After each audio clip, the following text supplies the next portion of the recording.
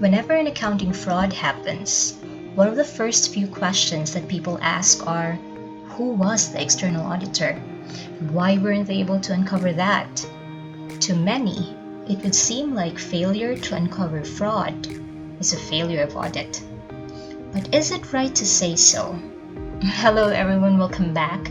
In this video, we are going to attempt to get to the bottom of what exactly is the responsibility of the auditor when it comes to detecting fraud and error. If you have not yet viewed our introductory video on fraud and error, please do so. I have included the link in the description box below. Let us start by pointing out, as we did in our last video, that the primary responsibility for the prevention and detection of fraud rests with both those charged with governance and management. They are responsible for the setting of a control environment that puts emphasis on fraud prevention and implementing internal controls that both prevent and detect fraud. It is therefore clear that the primary responsibility is with those charged with governance and management. So how about the external auditor? PSA 240 is very clear in saying that the external auditor is responsible for obtaining reasonable assurance that the financial statements are free from material misstatements. Take note, not absolute assurance and not all misstatements. Reasonable, material. These are pretty key concepts that most people have trouble appreciating. Let's answer a few simple questions, shall we? All you have to do for me is determine which is more difficult to detect. Alright, let's go. Which is more difficult to detect between fraud and error? I suppose you got the correct answer. Fraud is definitely more difficult as it involves deception and sometimes elaborate schemes to prevent people from finding out.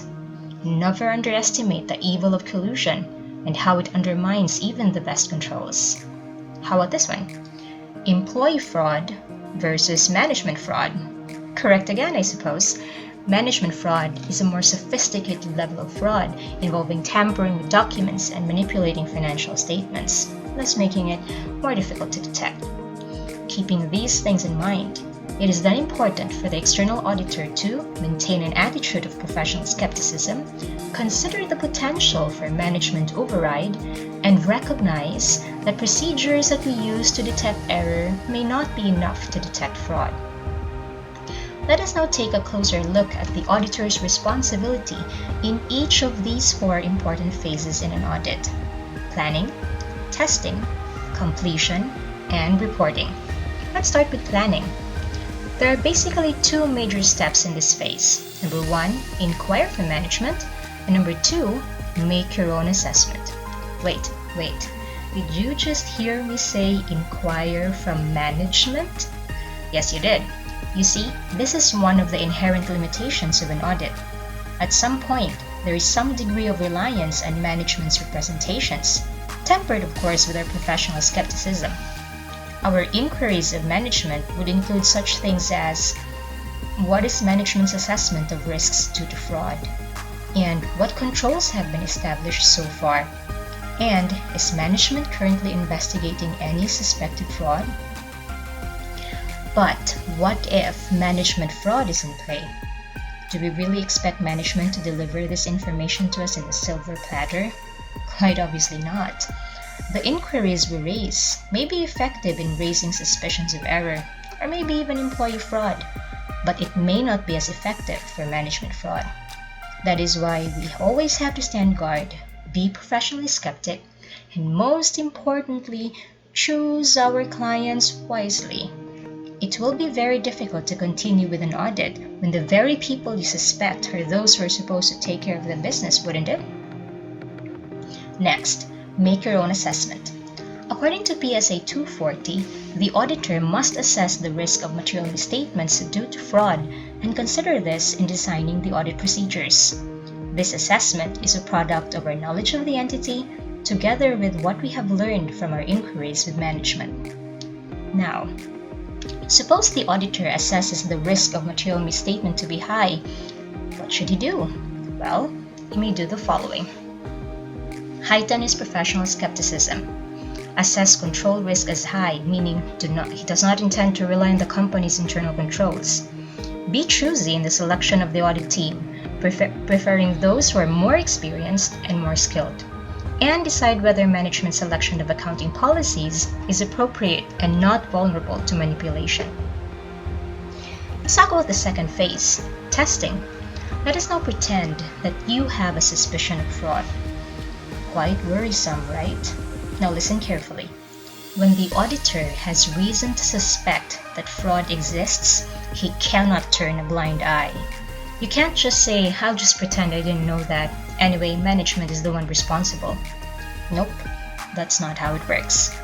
In circumstances that may indicate the possibility of fraud, the auditor should perform procedures necessary to determine whether material misstatements exist.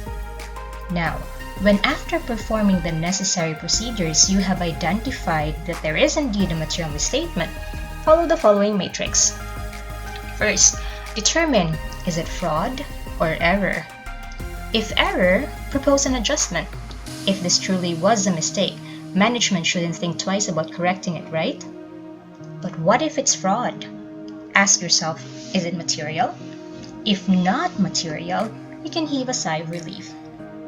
Refer the matter to an appropriate level of management, at least one level above the perpetrators, and be satisfied that no other harm can be done and that the effect is immaterial or isolated. But what if it is material? Or what if you can't determine the effect because, for example, you were not granted access to some information? In this case, the auditor will consider whether management's integrity is in question. Remember, it is not the auditor's responsibility to make legal determinations of fraud. However, attempts should be made to investigate this material fraud and to gather evidence. Let's now talk about the completion phase. Normally at this phase, the auditor has completed his fieldwork and is preparing to issue the audit report. What you need to remember is that you must obtain a written representation from management, evidencing that it acknowledges its responsibility for the prevention and detection of fraud and error, and that it has made proper disclosures to the auditor. Included in this representation letter is management's acknowledgement that it believes that whatever uncorrected or unbooked adjustments there are only have an immaterial effect on the financial statements. Take note, however, that this written representation does not relieve the auditor of his duty to conduct the audit in accordance with PSAs, including his responsibilities when it comes to fraud. Finally, we go to the reporting phase. In this case, the auditor needs to decide what kind of audit opinion should be given in the presence of fraud. When the auditor believes that material fraud or error exists, he asks management to revise. But what if management refuses to? Well, the auditor can express either a qualified or adverse opinion. The harshest opinion available in this case is adverse, mainly because the auditor has reason to believe that material fraud or error exists, with management refusing to correct it. However, when the auditor is unable to evaluate the effect of the fraud because of scope limitations, we're talking about not being granted access to documents or not being allowed to perform procedures, etc., the auditor must issue either a qualified opinion or a disclaimer of opinion. In this instance, disclaimer of an opinion is the harshest option available since the auditor was unable to evaluate the effects of the said fraud.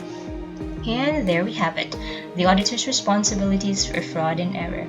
So when somebody approaches you and implies that the audit is a failure because the auditor was unable to discover the fraud, take a deep breath and remind yourself of the following. Management and those charged with governance are primarily responsible for the prevention and detection of fraud and error.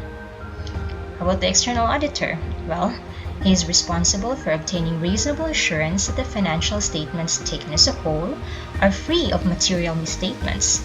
Of course, these misstatements can be either fraud, error, or non-compliance. We do not perform the audit with the sole intent of actively looking for fraud. Our responsibility as external auditors include assessing the risk of material misstatement and, in cases where the risk of material misstatement is high, designing the audit to include procedures necessary to determine whether such exist. Ergo, if we have no reason to suspect that fraud is likely, We don't go around hunting for it. As a closing quote, allow me to tell you, he who accepts evil without protesting against it is really cooperating with it. That's a nice quote from Martin Luther King Jr. That's it for now. Thank you everyone, and a shout out to Joan, who is so looking forward to this video. Shout out as well to my other class representatives, Ira, Klasna, Diane, Kresha, Limwa, Lester, Michelle, Mick, Shannon, Salita. Thank you very much for all the generous help you have given me throughout the semester. Before I go, I realized that I totally forgot to include the link on the fraud triangle in my previous video. I'm including it now. Just visit the description box. Make sure to visit that video because up next, let's apply the fraud triangle to an actual accounting scandal. Stay tuned for our next video. Stay safe, everyone.